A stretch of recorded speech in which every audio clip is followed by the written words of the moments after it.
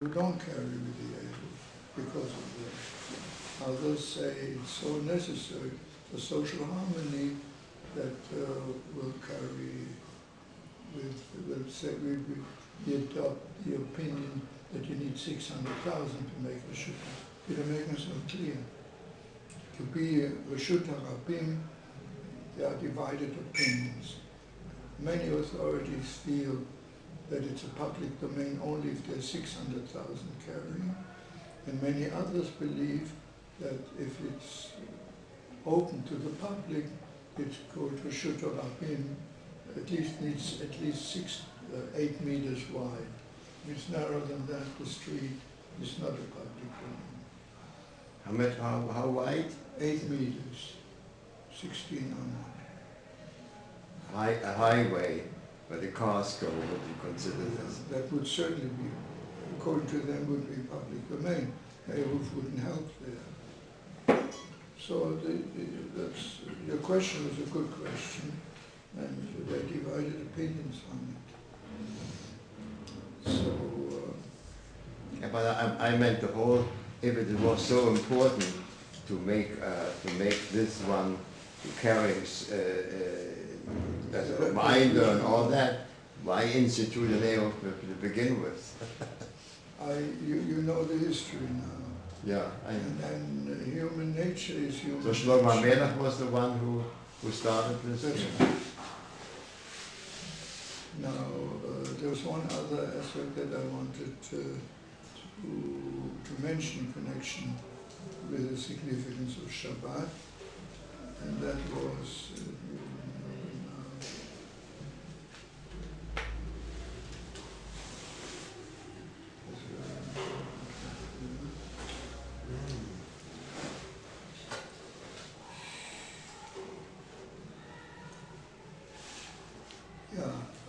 why in the construction of the sanctuary it was forbidden to do work on Shabbat. But the service of God in the sanctuary, it is permitted to do melachot. You slaughter behema, you burn. All this is permitted on Shabbat and it's part of the service of God. But the construction of the Mishkan, it was forbidden. So I haven't seen any explanation of that. But thinking about it, came to the conclusion that when you construct a sanctuary, you're not really serving God, you're just preparing for it. You know that you're doing it for God, that's true, but you're not actually serving God by putting out the sanctuary. But when you do service in the sanctuary, when you bring sacrifices, then you're actually serving God. When you actually serve God, there's no point restricting you from doing creative work. But when you prepare for it, then there is a need to restrict you, because you'll forget that you are doing all this for God. Yeah. During the time of the Mishkan, Yes. let's say you have to do a brit milah. Is what? A brit milah came out on Shabbos, let's say. Yeah. Okay, so it was done in a separate tent, or it was done actually inside the Mishkan? The Mishkan, yes. Where was the brit milah held? The Mishkan was put up in the desert, but it had walls all around it, so it became a Reshut HaYachid. There were walls it was completely enclosed, so there was no question that inside it is Reshut HaYachid. Is that what you're asking? No, in other words, where would a brit milah take place? Inside the walls, or it would take place in the home of the Brit Milah. Brit Milah. Brit Milah. I don't know, wherever the person wanted it. Presumably in his home. Why do you Brit Milah into it? Well, let's say there's a big family, so There was no Brit Milah in the Yeshua, that's where Yeshua said, Right. that was because of the desert. Most of the Jews did not perform Brit Milah in the desert. Only Shevet Levy did. Shevet Levy did because of the weather, it was risky business, So why did Shevet Levy did? Why wasn't that? They felt it was important enough to do it, not to worry too much about it. Couldn't they ask? Couldn't they say, "We'll ask HaKadosh Baruch Hu, Moshe, should we do it, not do it?" And either everybody does or nobody does. It's very odd. Usually, Moshe would say, "There's supposed to be a should we do it or shouldn't we?" No, according to the strict halacha, there was a basis for saying that you don't have to do it, because it was open to the winds, to the weather. The Levim said, we've seen that all these years God has really protected us from the weather, so we have confidence that we have to Then everybody should. have to use your judgment. Every- There are many areas in Torah law which are left to the judgment of the individual. They're complex, and the individual has to decide what to do. For instance, I'll give you a much simpler example.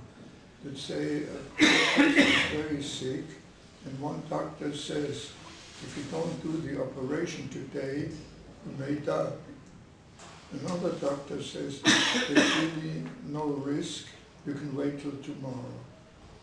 Then can the person do, no point asking a rabbi, because the rabbi would have, you can ask a rabbi, but how would the rabbi decide?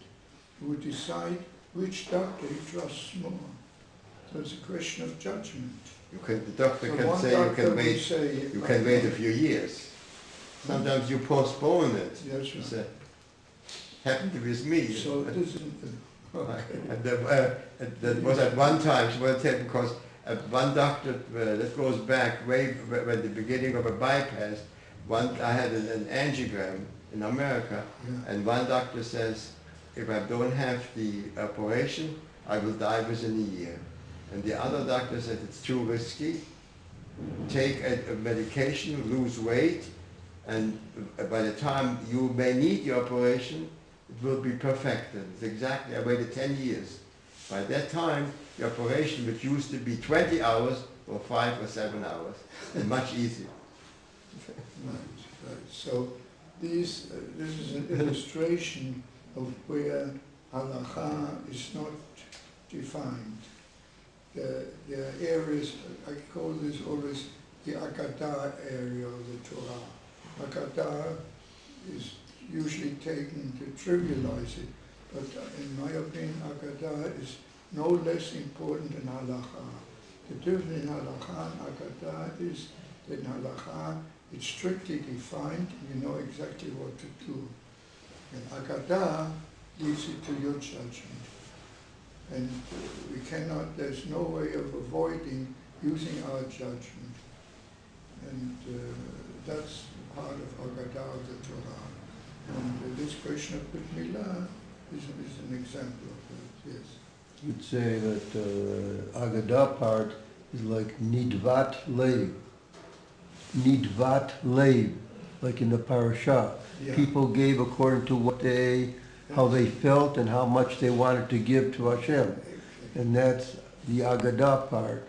That's the optional. The Chatzi Machzit HaShekel, that's the halacha. Everybody is committed to the same thing. And again, in this parasha, you have it all the time. When it come to the Adanim, to the basis of the Mishkan, everybody had to contribute exactly the same amount, whether it's rich or poor. When it came to the rest of the Mishkan, everybody gave what he wanted, what his heart persuaded him. That's an illustration. Both were equally important. Both were essential. But one is strictly defined, the other one is optional, up to individual. That is the Agadah part of this one. So that summarizes what I wanted to say about the Shabbat.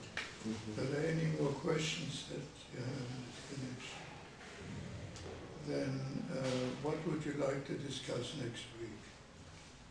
What subject?